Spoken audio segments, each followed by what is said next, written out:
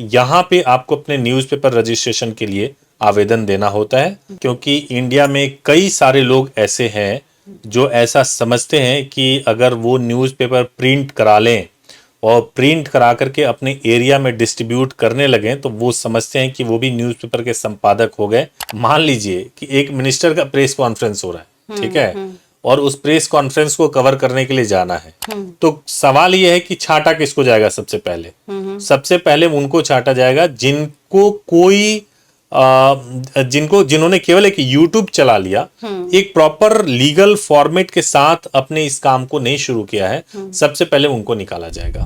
नमस्कार, इंडिया में आपका बहुत बहुत स्वागत है।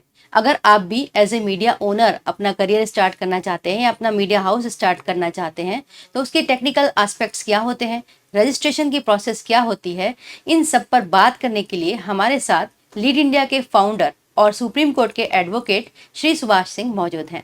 नमस्कार सर, आपका नमस्कार। आज का ये एपिसोड बहुत खास है मीडिया में जो लोग हैं और जो अपना स्टार्ट लेना चाहते हैं उनके लिए। तो भारत में अगर कोई अपना न्यूज़पेपर स्टार्ट करना चाहे उसकी क्या प्रोसेस होती है? देखिए, ये बहुत अच्छा सवाल है, क्योंकि इंडिया में कई सारे लोग ऐसे हैं जो ऐसा समझते हैं कि अगर वो न्यूज़पेपर प्रिंट करा लें और प्रिंट करा करके अपने एरिया में डिस्ट्रीब्यूट करने लगें तो वो समझते हैं कि वो भी न्यूज़पेपर के संपादक हो गए, न्यूज़पेपर के ओनर हो गए। और इस गलतफहमी के बारे में कई सालों बाद उनको पता चलता है जब कानूनन उनके ऊपर कार्रवाई होने की बारी आ जाती है। तो इसलिए जब कभी भी किसी को न्यूज़पेपर स्टार्ट करना है तो उनको एक जो आरएनआई है, अब नाम बदल चुका है, तो अब पीआरजीआई हो गया। तो आपको जो है यहाँ पे आपको अपने न्यूज़पेपर रजिस्ट्रेशन के लिए आवेदन देना होता है। आज भी अगर किसी व्यक्ति को अखबार चालू करना है तो कई लोग ऐसा समझते हैं कि अगर आपने अखबार प्रिंट करा लिया और उसको सर्कुलेट करना शुरू कर दिया तो आप अखबार के संपादक हो गए। सच्चाई इससे बिल्कुल अलग है। अखबार का रजिस्ट्रेशन कराना अपने आप में बहुत मुश्किल है। हालांकि गवर्नमेंट सामने से यह दिखाती है कि सब कुछ इजी कर रही है, लेकिन हकीकत ऐसा है। देखिए, दोनों ही इसमें पहलू है। पहले गवर्नमेंट का एफर्ट ये था कि पहले के समय में कि आप अखबार रजिस्टर्ड करा लो, आप उसको प्रिंट कराओ ना कराओ, गवर्नमेंट से ऐड लेते रहो, सब चल रहा था। सरकार ने इस पे लगाम लगा दिया है, इसको बंद किया है। तो अब तो ऑनलाइन पोर्टल के थ्रू आप आवेदन दे सकते हैं, प्रिंटर फाइंड करना होगा, टाइटल वेरीफाई कराना होगा, उसके बाद से पब्लिकेशन के बाद से आप रजिस्ट्रेशन कराएंगे। कहने में आसान है लेकिन प्रक्रिया बहुत मुश्किल है। और उसके बाद भी जब आप रजिस्ट्रेशन करा लेते हो तो उसके बाद से रेगुलेटरी सर्टिफिकेट और इन चीजों की आवश्यकता होती है, जिसमें आपको अखबार छापना ही पड़ेगा। अगर आप नहीं छापते हो तो फिर आपका वो बंद हो जाएगा, है ना। तो ये अपने आप में बहुत मुश्किल प्रक्रिया है अगर आप अखबार के थ्रू जाके कराना चाहते हो। लेकिन फिर भी अगर कोई चाहते हैं कि अखबार का रजिस्ट्रेशन कैसा होता है और किस तरीके से किया जा सकता है तो संपर्क करेंगे तो गाइड करेंगे उनको। तो आप जैसे बता रहे हैं वाकई में है तो डिफिकल्ट प्रोसेस ये, लेकिन फिर भी जोश और जुनून तो लोगों का कम नहीं होता। आज भी बहुत लोग इस प्रोफेशन से अट्रैक्ट होकर आना चाहते हैं। वो चाहते हैं कि वो इसमें करियर बनाए, क्योंकि उनकी आवाज कोई नहीं उठा रहा मीडिया, तो वो अपनी आवाज खुद बने हैं। ऐसे लोगों के लिए क्या सॉल्यूशन है? देखिए, मैं आपको बताता हूँ, जरूरी नहीं है कि आप जो है आज के दौर में आप प्रिंट मीडिया के थ्रू आप अपने करियर को स्टार्ट करें। हालांकि सैटेलाइट मीडिया भी है, उसके बारे में मैं बताऊंगा, लेकिन उससे पहले एक बेस्ट तरीका है आजकल का सोशल मीडिया। यानी कि यूट्यूब पे चैनल बना सकते हैं आप, फेसबुक पे बना सकते हैं आप, जो भी सोशल मीडिया के ऑप्शंस हैं।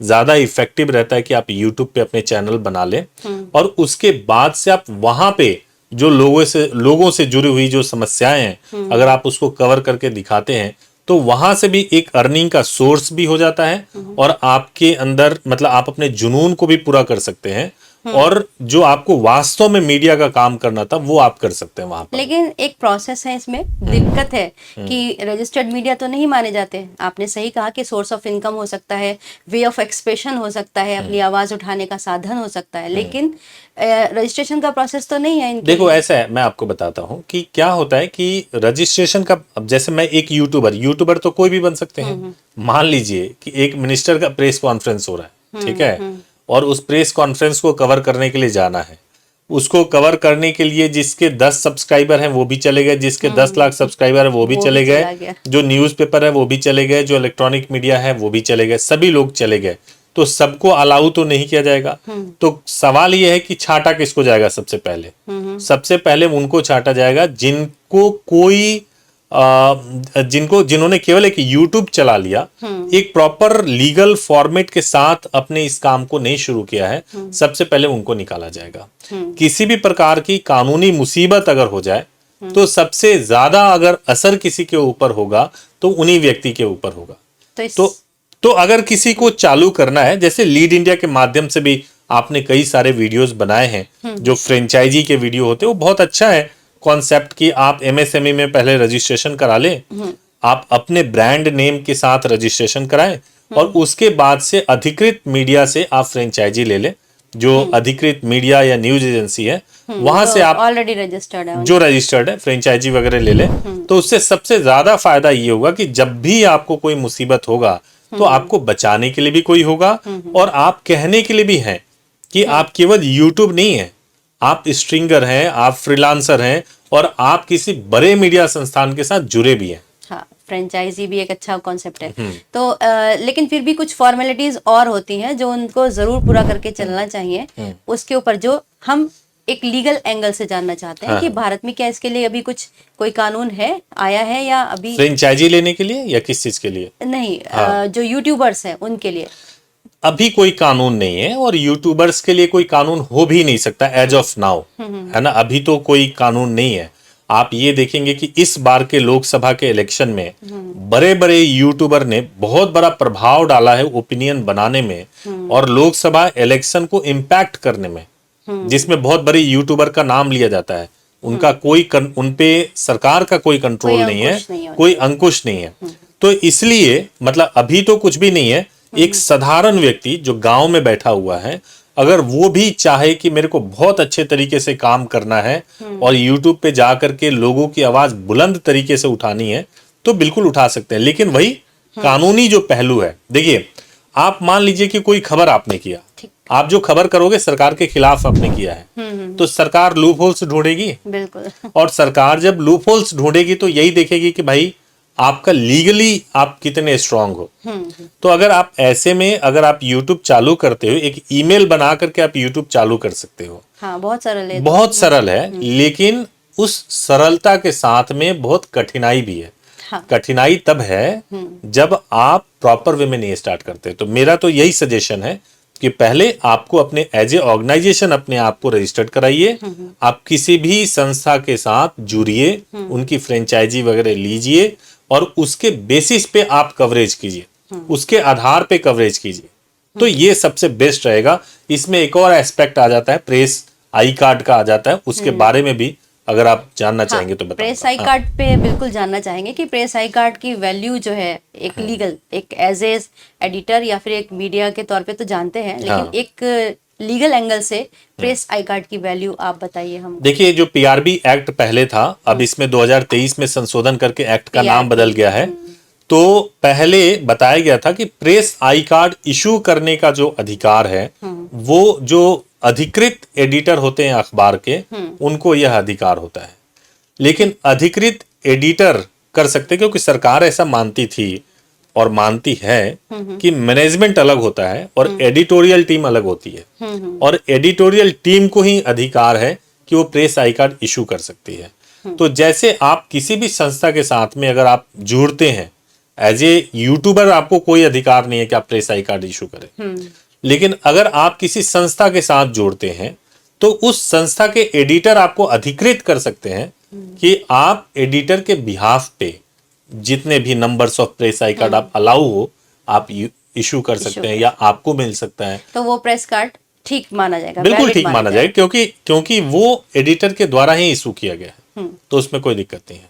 तो जब हम बात, बट एक चीज और मैं ऐड करना चाहता हूं कि अगर कभी भी कोई ये समझ ले कि press I card issue editor ने कर दिया और आप मिसयूज करोगे, तो मिसयूज करने के बाद से एडिटर को जेल की हवा नहीं खानी पड़ती है। जो व्यक्ति मिसयूज करता है उसको जेल की हवा खानी पड़ती है। तो कभी भी प्रेस आई कार्ड को और किसी भी तरीके से फ्रेंचाइजी के टर्म्स को मिसयूज नहीं करना चाहिए। तो जैसे इसमें यही जान लेते हैं कि प्रेस आई कार्ड का मिसयूज क्या क्या हो जाता है और कैसे उसके ऊपर आक्षेप लग सकते हैं या सच भी हो सकता है। मैं बताता हूं आपको। सबसे पहले तो कवरेज करने का अधिकार कहाँ से मिलता है? कवरेज करने का अधिकार मिलता है भारत के संविधान से। किसी भी व्यक्ति को बोलने का अधिकार है, किसी भी व्यक्ति को कहीं भी घूमने का अधिकार है। इंडिया में कहीं भी जा सकते हैं, भारत के आप नागरिक हैं तो ये जो वो फ्रीडम ऑफ स्पीच है, जो फंडामेंटल राइट आपको मिला हुआ है, तो इसी वजह से आपको कवरेज करने का भी अधिकार है। ठीक है, ठीक है।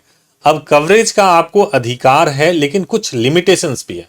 आप क्या नहीं कवर कर सकते, आप किसी सेंसिटिव चीज को आप नहीं कवर कर सकते। आप कवरेज के आधार पे, कवरेज की वजह से आप किसी को ब्लैकमेल नहीं कर सकते।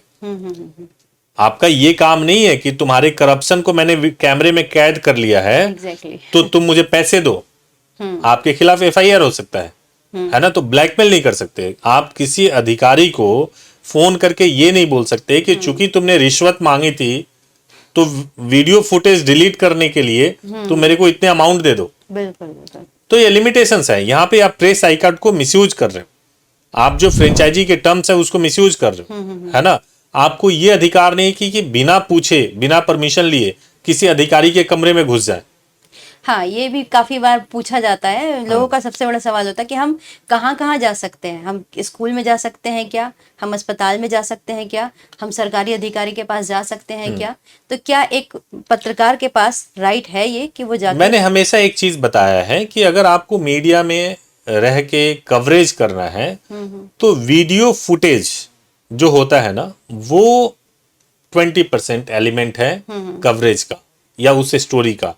80% रिसर्च वर्क होता है, तैयारी, डॉक्यूमेंट्री वर्क। जैसे मान लीजिए कि अगर किसी स्कूल में मिड डे मील में कोई घपला घोटाला हो रहा है तो वो पेपर्स पे पहले दिखना चाहिए।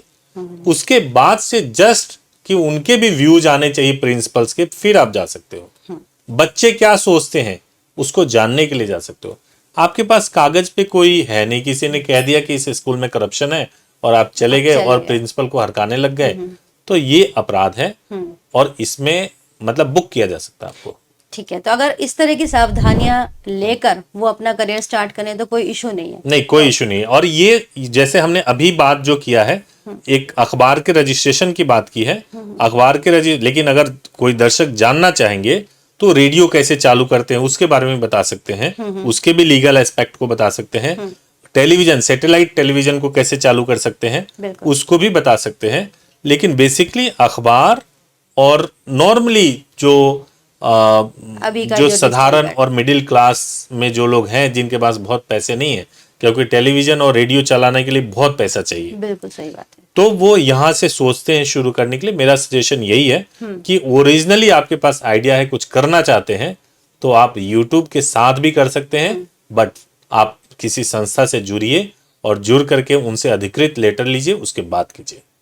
बहुत बहुत धन्यवाद कि आपने बताया, क्योंकि एक स्पष्ट रेखा मिलेगी उनको चलने के लिए। जी जी। क्योंकि जुनून ही काली काफी नहीं होता, बिल्कुल, बहुत बिल्कुल। कुछ उसके लिए जरूरी होता है। देखिए, मुझे बहुत तकलीफ होती है क्योंकि कई बार ऐसे होते हैं, चूंकि मैं भी जर्नलिज्म में रहा हूं, और कई ऐसे साथी हैं जो कॉल करते हैं और वो कहते हैं कि उनके खिलाफ एफआईआर हो गया। तो मैं उनसे जब पूछता हूं कि आप क्या कवर करने के लिए गए थे कि आपके खिलाफ एफआईआर हो गया, तो सबूत के नाम पर उनके पास कुछ नहीं होता है।